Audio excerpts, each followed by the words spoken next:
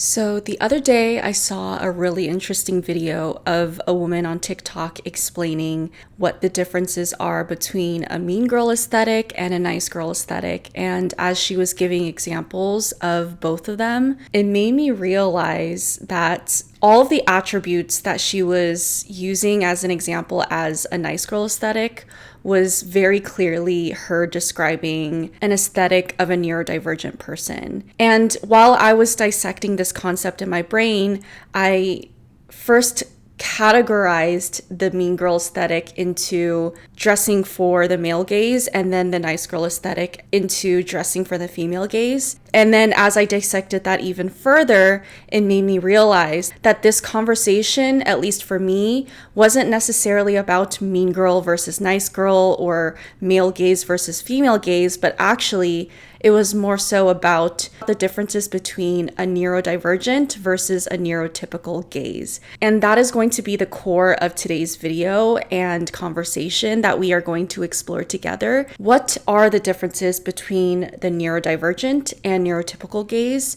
And how can you tell what someone's value systems are based off of the way that they dress? And honestly, this extends out to so much more than how someone looks.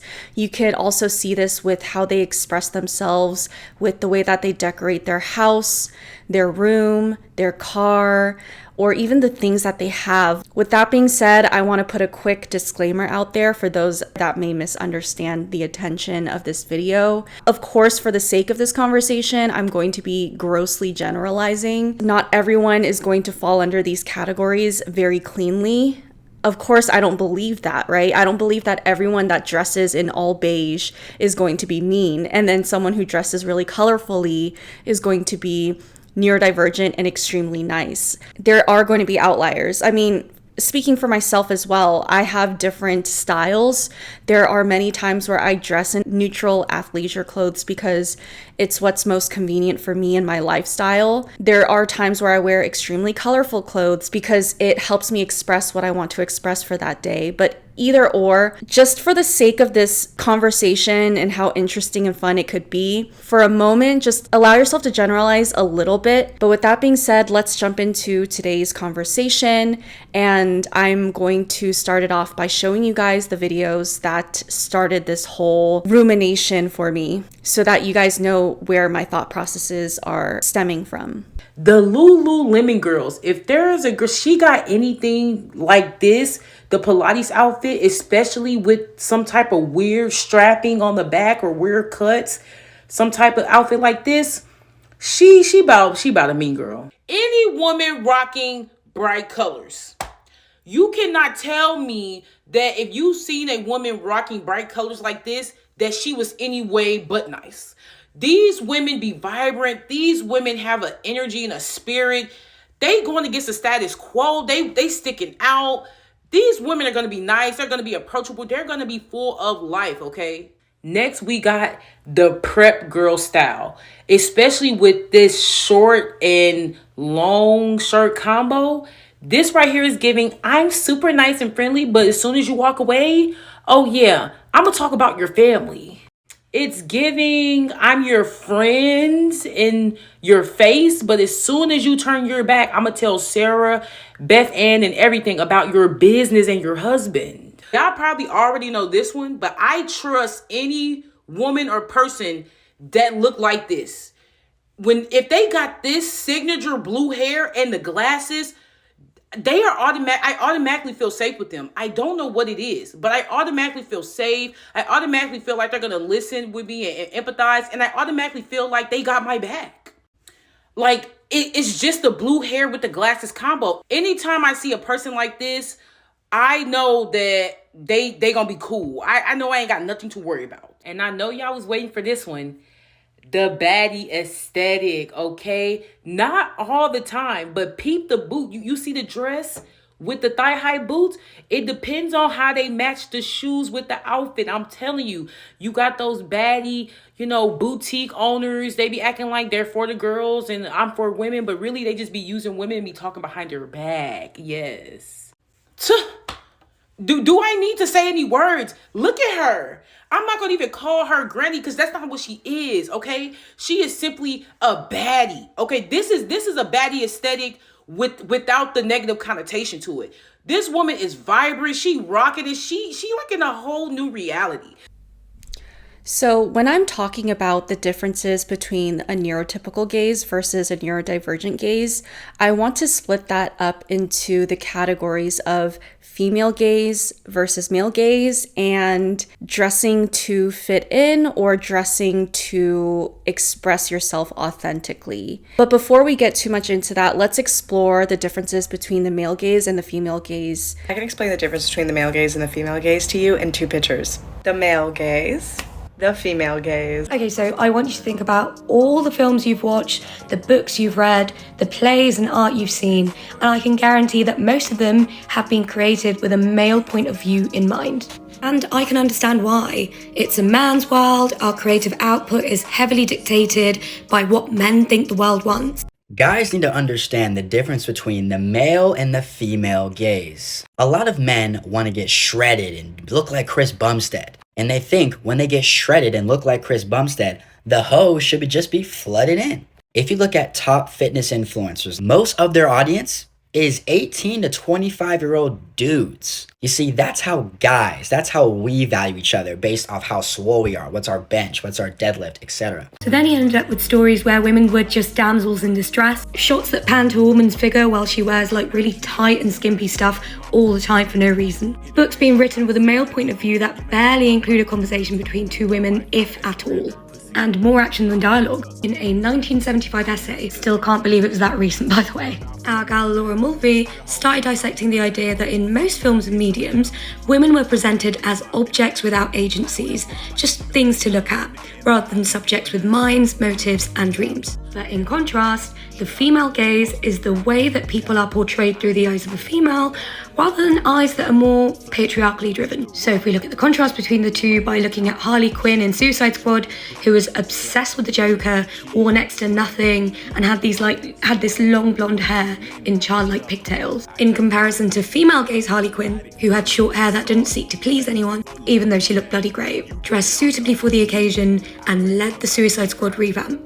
Basically, the female gaze focuses more on feelings rather than what pleases men visually, bringing women into the picture rather than erasing them. And while some may say that the female gaze only caters to women, that's just not true. It looks to balance men, women, and people who choose not to define themselves by those labels. He never talks about his physique. He never talks about what supplements he's taking and his workout routine for his shoulders. You know what he does talk about?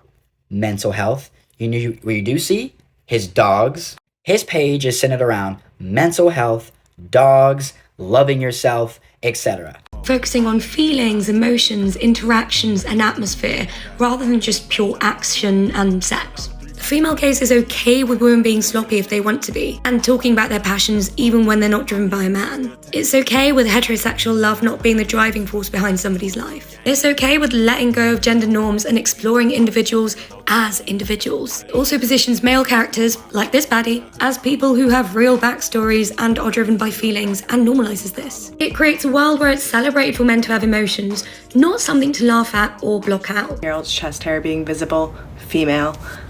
Sleeves rolled up, female. Long hair, for the ladies.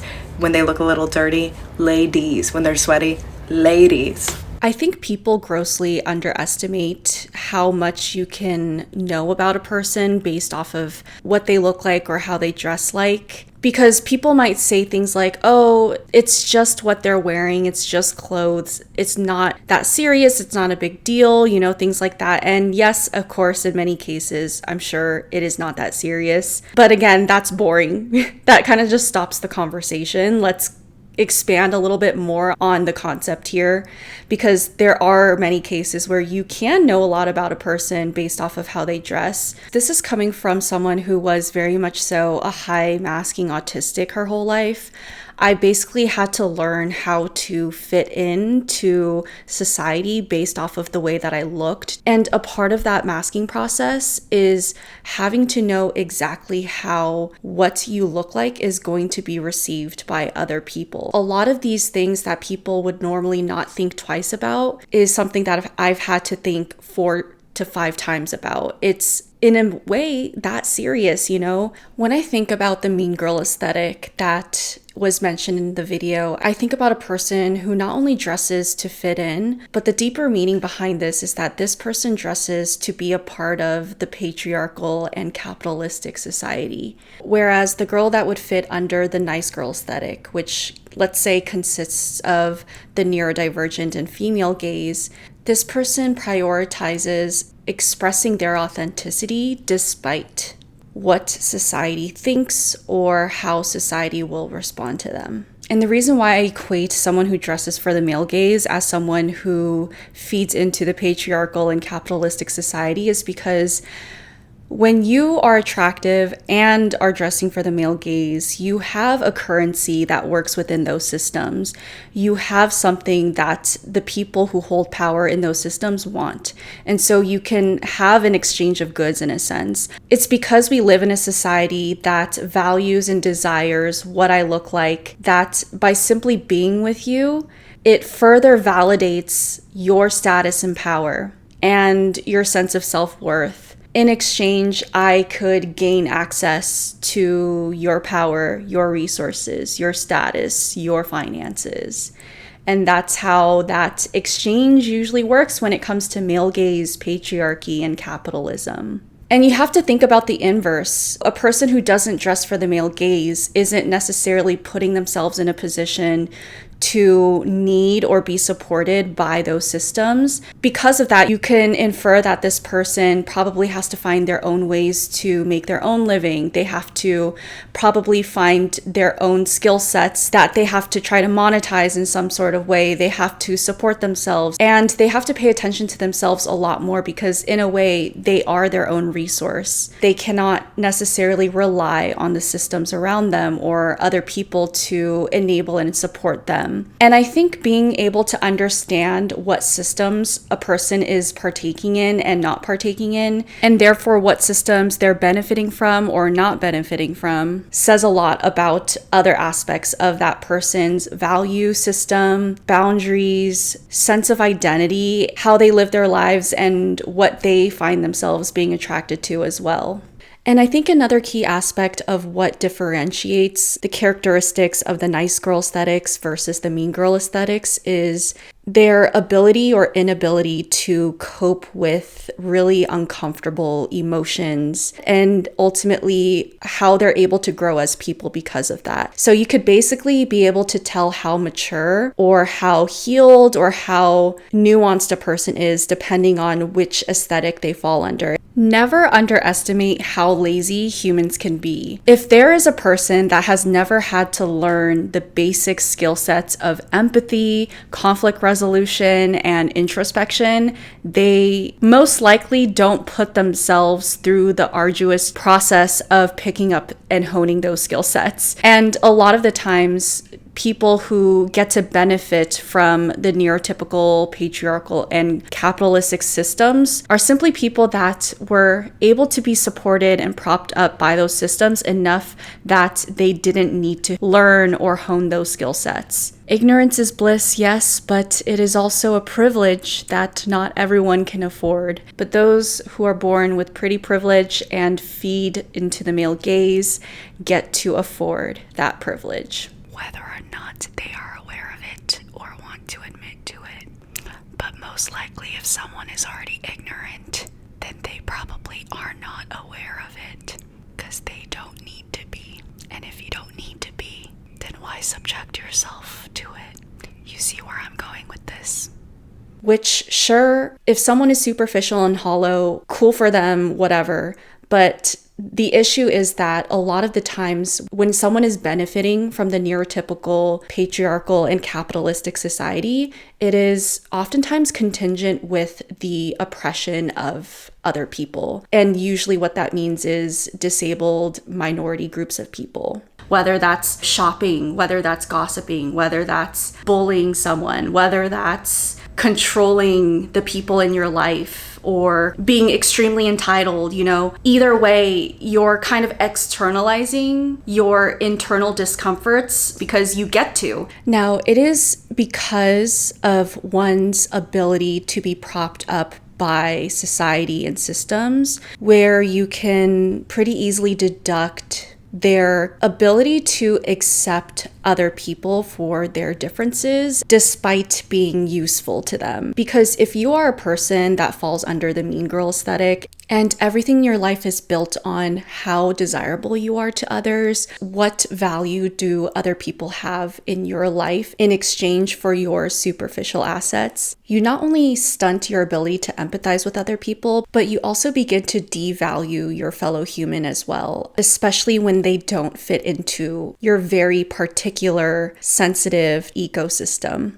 Because if you're the type of person that builds a life that depends on your external circumstances and you're able to still benefit from that, you also have to put in a lot of effort to safeguard that very detailed system. So anytime you get an outlier person who is different from you and you're not able to have a transactional relationship with them where they have something you need and they want what you have, you kind of perceive that as a threat to your ecosystem, you know, because this outlier has no place there. Sure, a person could be nice and very interesting and be a great friend, but if their outer appearance isn't up to par or they don't have anything in their life that you deem valuable, then what type of transaction can you even have with them? What place do they have in your life? Looking back on some of my experiences with socializing, I realized that there were so many times where a neurotypical person or a neurotypical group of people came to me for some sort of social exchange, only to realize that we are not working with the same bartering system. There was a time where a group of girls invited me to one of their social gatherings for the night. They invited me over to get ready with them. I chose to opt out of it because I really need that alone time before socializing to get myself in a zone that is ready to go out. And so that time is very crucial for me. So I was getting ready at home by myself. And then I went to go meet up with them at one of the girls' house, and they were all taking shots together. I chose to opt out of the shots because I am intolerant to alcohol. So it's even worse than being allergic to alcohol. I will literally break out in hives and get extremely sick if I were to drink even a little bit of alcohol. And so I opted out. And we went out that night to a bunch of clubs, and I was extremely overstimulated the whole time. Didn't really have much fun either. By the time we got back at like 1 or 2 a.m., all the girls were getting ready to change into their pajamas, take their makeup off, and have a sleepover. And they invited me to stay at their house with them and have a sleepover. And again, I chose to opt out of it because I didn't know that it was a part of the social contract to have to say yes to literally everything. And that's a part of how you bond and become friends. I just thought that they were offering me these options and I had the freedom to say yes or no. Of course, if I spent the whole night being overstimulated, I want to go home, sleep in my own bed, and just be alone, be in my own energy for the rest of the night. And so I kindly declined their offer and said that I was going to head home. I was the only girl that opted out of all of these things, and I was never invited out again, and they never talked to me again either. This is a really good example of how not having the same value systems and the same currency to exchange is a make or break when it comes to friendships and socializing. If they valued what I value, a friendship that is very loyal, a friend that is always in your corner, but at the same time is able to offer you their opinions when it matters and are able to hold you accountable when you are in your trauma or speaking out of turn or do something that's not okay, or a friend that will objectively work with you to figure out what you can do about your issues instead of just sitting there complaining to each other. If they value those same things, we would all be extremely great friends to this day, but they don't necessarily value that. They value a person based off of their outer appearance, their social connections, and their willingness to be a part of the group rather than themselves. But that just wasn't the case. And I think that is a key aspect of knowing the differences between a neurotypical gaze and a neurodivergent gaze is what does that currency consist of for each group? I oftentimes find that the people who fall under the mean girl aesthetics not only are less accepting of other people for their differences, but they oftentimes go out of their way to alienate and target those exact people that they deem different. I almost see it as your body fighting off diseases. Like the white blood cells identifies the foreign things in your body as a threat and they have to fight it off. I feel like a lot of the times these mean girls approach social settings in the same exact way. Because guess what? They are their external life. They are their social life. That is them. It's synonymous. And this, again, directly contrasts the observations and experiences that I've had with individuals who fall under the nice girl aesthetic. A lot of the times, because their life is propped up from the inside and they have very strong relationship with their core sense of self and their life stems from that core sense of self. I think because you have to find ways to carve space for yourself, you in turn allow others to have a safe place to take up space as they need to. And you could have more capacity to appreciate them for doing so. Because at the end of the day, another person taking up space in their specific, unique way is not going to threaten you or take away anything that you have going on for yourself because you have built that for yourself. You are in control of it. You could either let people in and add value to it, or you could draw boundaries and keep certain people out that aren't going to add value to it and aren't going to be symbiotic with your ecosystem.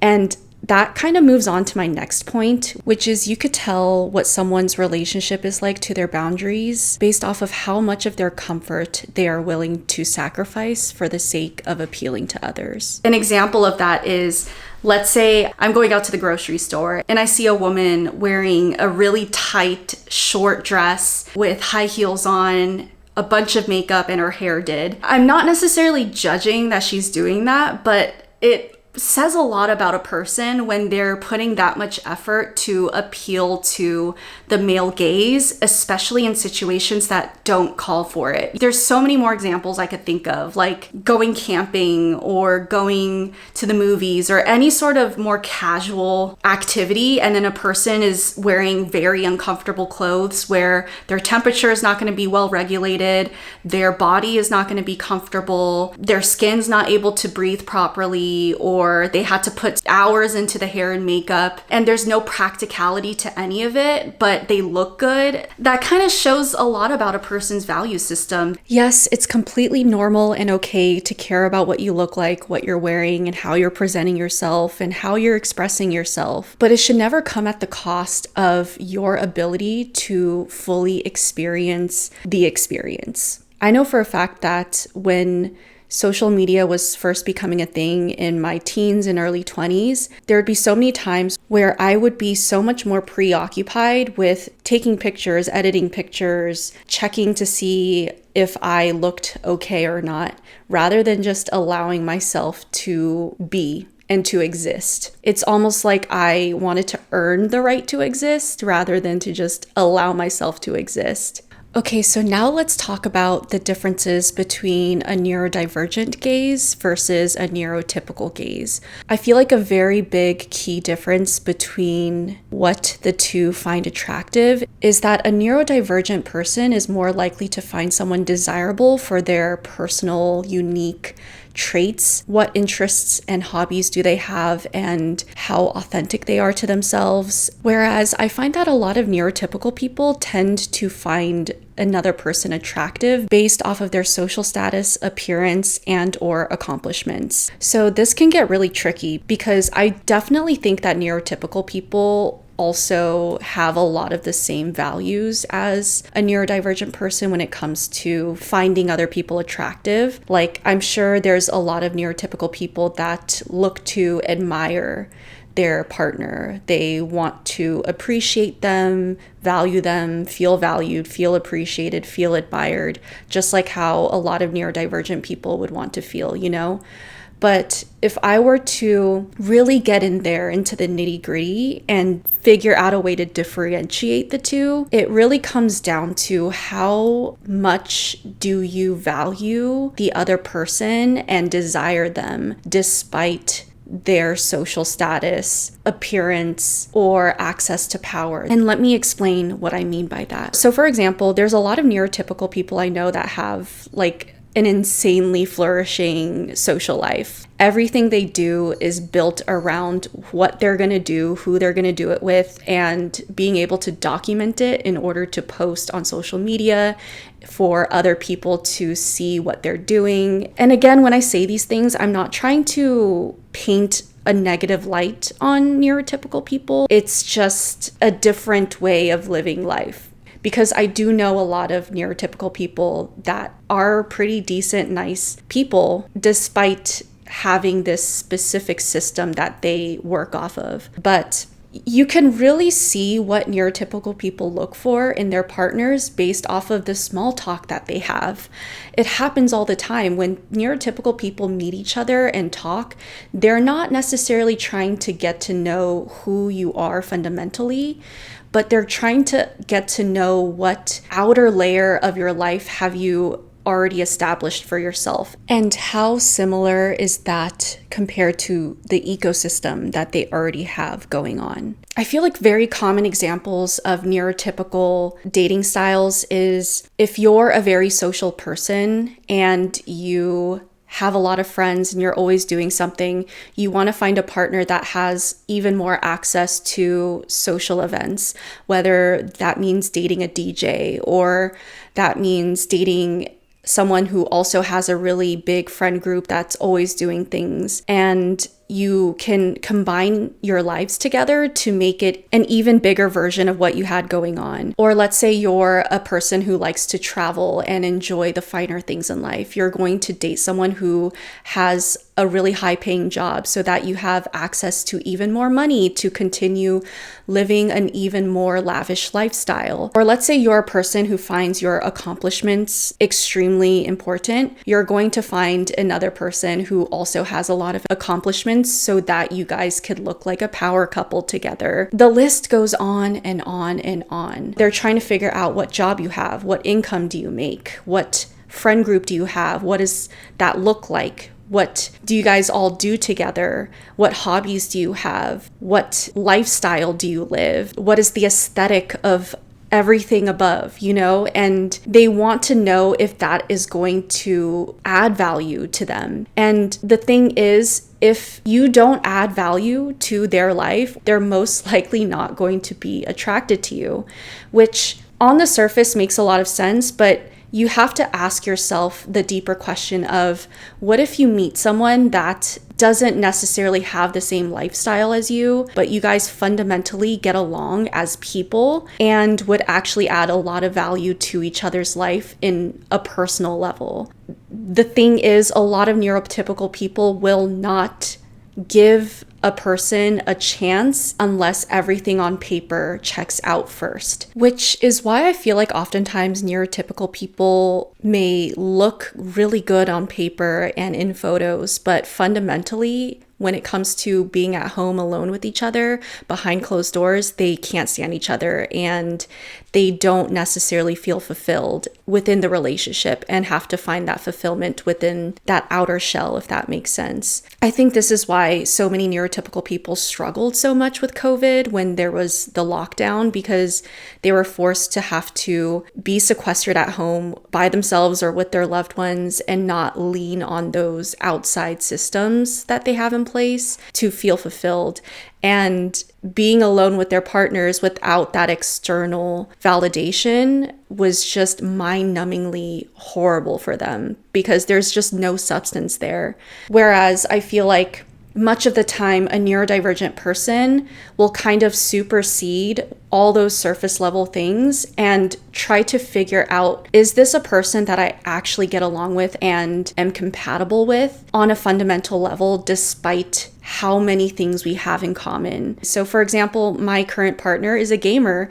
I don't game, but the fundamental reasons as to why we're both attracted to our special interests is very compatible with each other. I also find that you could tell what a person's value systems are and what they feel attracted to, depending on how they usually like to talk about their relationship or their dating life. From my experience, I oftentimes find that my neurotypical friends or peers like to talk about the other person that they're dating or seeing in terms of what they're doing with their life. So this person has this sort of career, they have these sort of accomplishments, either that or what their plans are. It's all action oriented. So what do they do? What do they do for you? What do they not do for you? What are you guys doing together? What are you guys wanting to do together?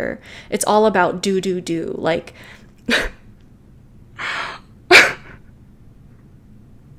I'm sorry, do. I can't believe I just said that out loud. Oh my God. Can I just, editor Irene, can you just replay that for a second again? Do.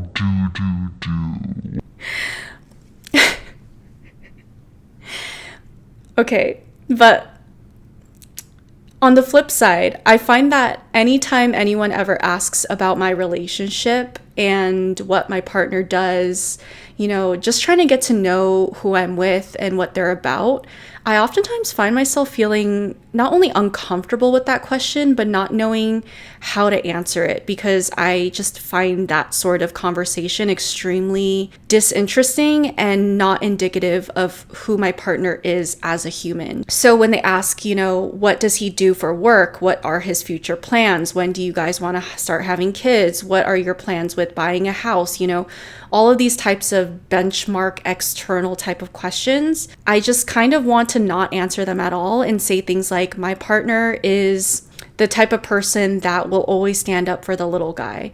My partner is the type of person that likes to be the devil's advocate. My partner is so creative and his mind is so active that he has a hard time sleeping at night sometimes because he's just thinking about all these different types of things and it keeps him up. My partner is the type to get so hyper focused on things that it makes it really difficult for him to stop, and he has to see things through almost like it's this thing that he can't control.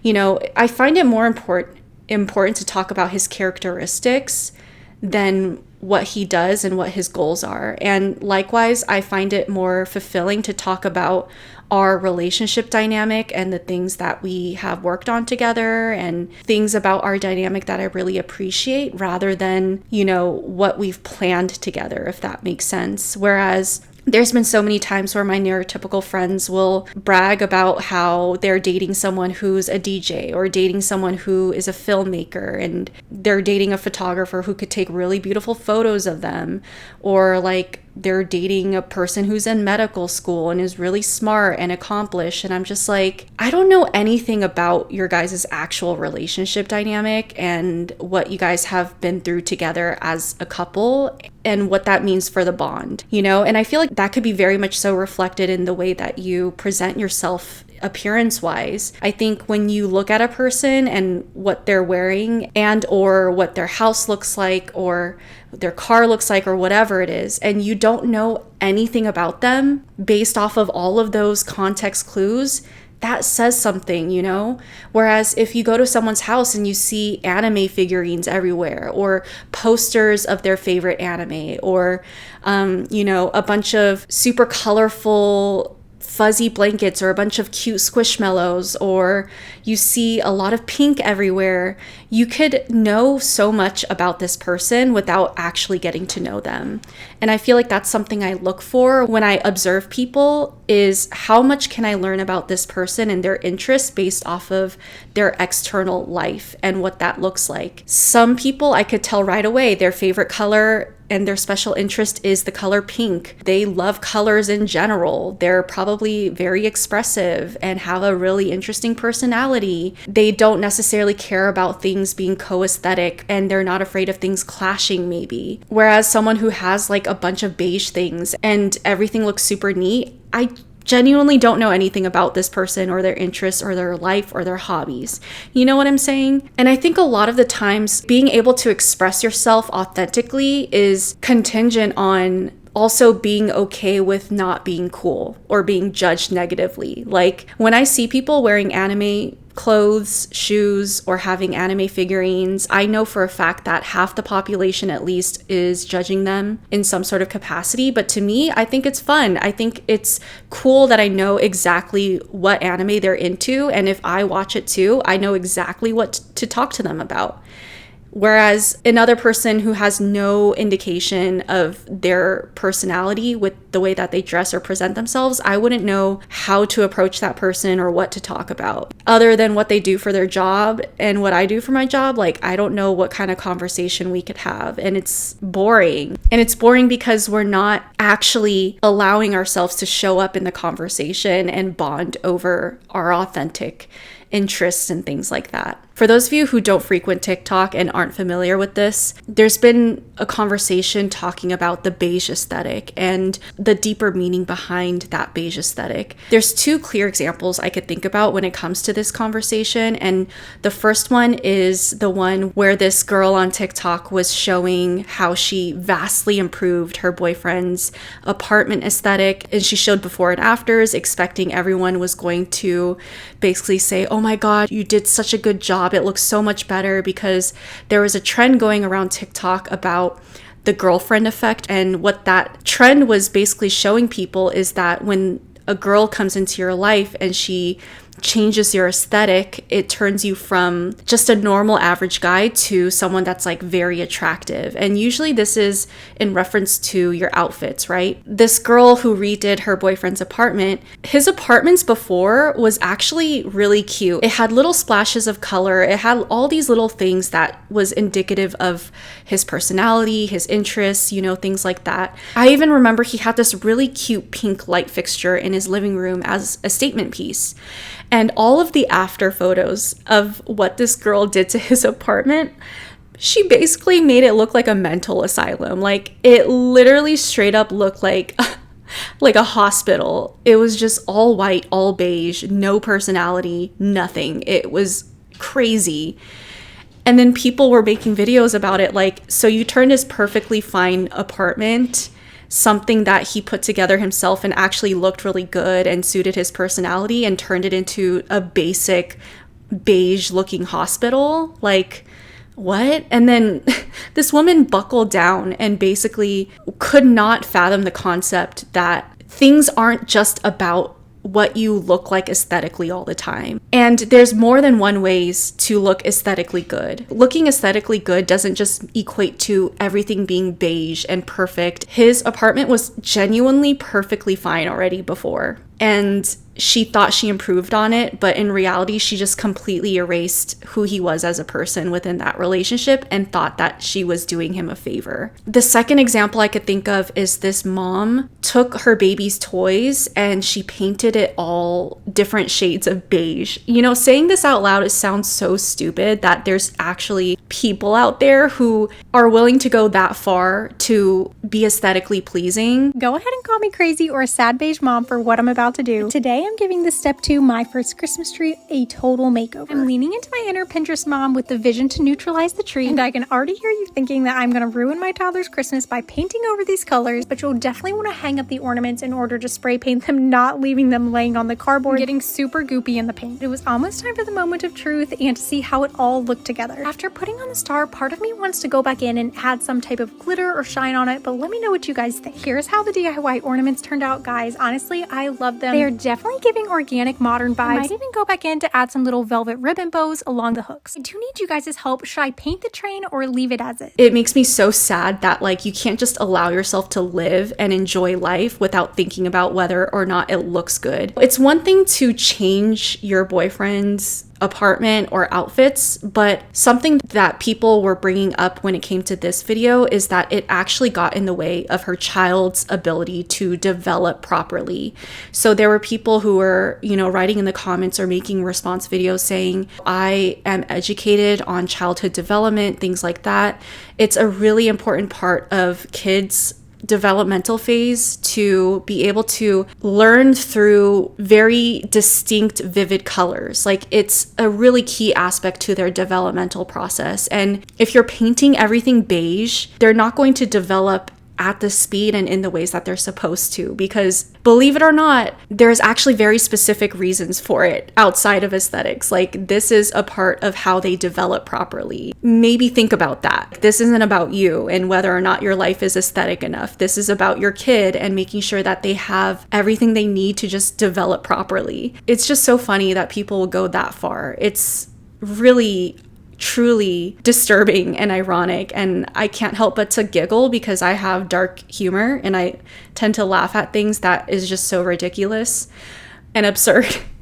Again, I am grossly generalizing here. Not all neurotypicals are like this, and not all neurodivergents are like this, but I feel like neurodivergent people tend to have more effective conflict resolution skill sets, and I think a lot of it is reflected in the way that we express ourselves. I feel like a key aspect of dressing for the neurotypical gaze is, again, prioritizing fitting in and being a part of the systems, whereas a key aspect of dressing for the neurodivergent gaze is not being afraid of being different, and therefore not being afraid of disturbing the peace, not being afraid of conflict in turn. And I think that inherently leads to more experiences where you have to really hone in on the skill sets of what it means to be able to have effective conflict resolution. From what I've observed, neurotypical culture is very much so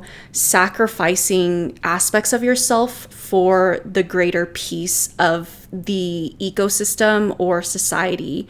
So if you feel emotional or something doesn't feel right to you, keep it to yourself, because if you were to speak up, it'll disturb the peace and it'll cause a scene. I'm not saying all neurodivergent people are healthy. Of course, there's unhealthy people on both sides, but let's say there is a really healthy neurodivergent person and they're able to directly address a conflict. I feel like something that could come out of that is you're able to properly stand your ground when it comes to communicating whatever it is that you need to communicate in terms of your value system and what you think needs to be addressed, what doesn't feel right. You're also able to hold space, actively listen to the other person express whether or not they disagree and why, and you're able to work together on what it means to move forward from there. But you can't get through any of that unless you first speak on your own behalf and address the issue. Of course, that's hard to do if you're unwilling to disturb the peace, especially when there's a fear that it is going to cause conflict. And I feel like that directly feeds into what a neurotypical person tends to find attractive in comparison to a neurodivergent person. That's why I think a neurodivergent person is more open to liking someone that could look different and do a bunch of things differently, but fundamentally adds value to them. And a neurotypical person has to find someone that does everything the same exact way. If I were to come up with a metaphor for this, a neurotypical couple is going to spend all their time and energy making the outside of their house look good and completely impenetrable while ignoring the inside of their house. Whereas a neurodivergent couple is more likely to not prioritize the outside of their house in the way it looks, but make sure that they're working together on creating the interior of the house to be as suitable as it could be to add value to their life and enable them to live the best, most comfortable life that they could live. And it's because of that I oftentimes feel like when I see a couple that just seems so out of nowhere and doesn't really make much sense when you initially look at them, but you get to know them as individuals, you can understand, oh, I see why you guys get along.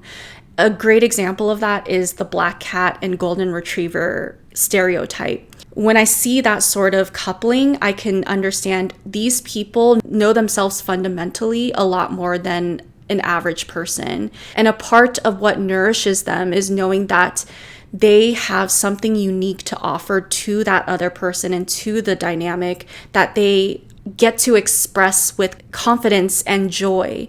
Whereas a couple that seems like basically two of the same person, right? They do everything the same, they dress the same, they look the same. I oftentimes find that those types of people don't really have a good sense of self. They don't really have a good sense of conflict resolution. They're also not necessarily interested in expanding on what they already have going on, if that makes sense. They're not really interested in getting to know other people that are different and why they love what they love or why they do what they do. They don't really find the need to integrate something different into their lives, learn a new hobby, learn a new skill set, do something that is completely different from what they have been doing already. It's just the same thing again and again. And that is what maintains the peace. I think in a sense, now we're kind of talking about the concept of peace. True inner peace is not defined by how peaceful your external life is necessarily,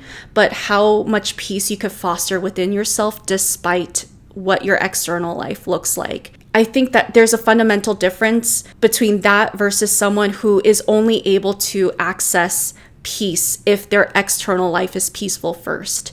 So I just heard one of the deepest quotes I think I've ever heard in my life. The quote is, "Don't be surprised when you start tripping over the rug that you keep sweeping stuff under." Man. So I feel like what I'm discovering here is that a key difference between what a neurodivergent person feels drawn to in comparison to a neurotypical person is directly correlated with our relationship with conflict and how we navigate conflict. Do we see value in conflict? Are we able to grow through conflict? Are we able to learn from conflicts? Are we able to honor the other person through that conflict without sacrificing key aspects of ourselves to do so? Are we able to honor both people in the situation or everyone in the situation involved? I think this is also why neurotypicals have a really hard time knowing how to exist outside of their little bubbles as well, because they have created such a specific ecosystem that they have already sacrificed key aspects of themselves to be a part of. And so when you take that person and you put them in other groups or situations, they don't have a core sense of self to work off of in order to know how to bond with other people and conflict resolve with other people. It's like taking a plant that can only exist in a tropical island and in tropical climates and putting it in a desert. Whereas I feel like it's very common to see a neurodivergent person be able to go in all different types of situations and bubbles and find a way to get along with everyone, even though they're so different from them. I think this is also why throughout my life, I have collected friends from all different groups, but I've never been a part of a group because I don't think groups of people stereotypically have an ecosystem that allows you to just show up authentically as you are and have a streamlined way of conflict resolution. And there's been so many times where I've taken all of my friends from different groups, I get them all in the same room together. Even though they all look different, they all are from different walks of life, groups of people, groups of friends, they could still get along so well because